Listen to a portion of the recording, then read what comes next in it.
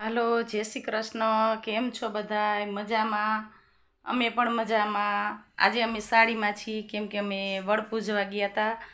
આજે જેઠ મહિનાની પૂનમ છે, વડસાવિત્રી પૂનમ. આ બધી સુહાગણ સ્ત્રીઓ કરે આ વ્રત કરવાથી એમ કહે પતિની લાંબી આયુષ્ય વધે, સુખ શાંતિ મળે.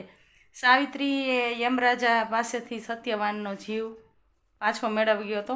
સત્યવાનનું મૃત્યુ થઈ ગયું હતું. સાવિત્રીએ સજીવન કર્યા હતા યમરાજા પાસે વરદાન માગીને. એટલે આ વ્રતનો મહિમા એવો છે.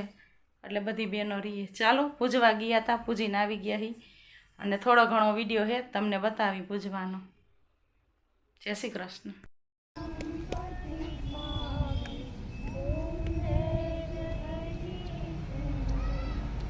આ બધા આરતી કરવા આવી ગયા.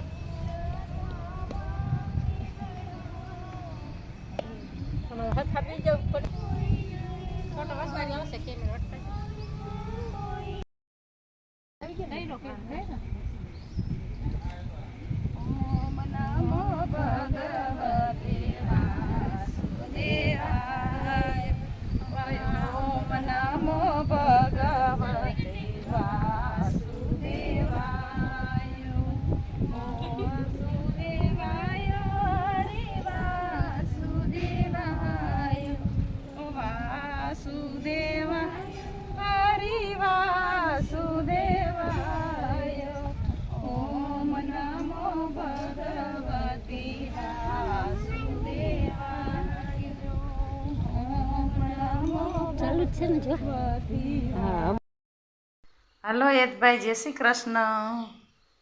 જય શ્રી કૃષ્ણ. કેમ આળસ થાય છે? મંગાવું આવ્યું એટલે. મંગાવું કેમ આવ્યું? રીતે આવ્યું. રીતે આવ્યું. હમણાં ઘણા દિવસ પછી અમારા યદભાઈ વિડીયામાં આવ્યા છે. કા સ્કૂલ ચાલુ થઈ ગઈ. યદભાઈ એક ધોરણ આગળ આવી ગયા. કેટલામ ધોરણમાં આવી ગયા? ચોથું. ચોથામાં મજા આવે? ત્રીજામાં આવતી? ચોથામાં. ચોથામાં મજા આવે હે ને? પાંચમાં જઈશે લીથીને મજા આવશે.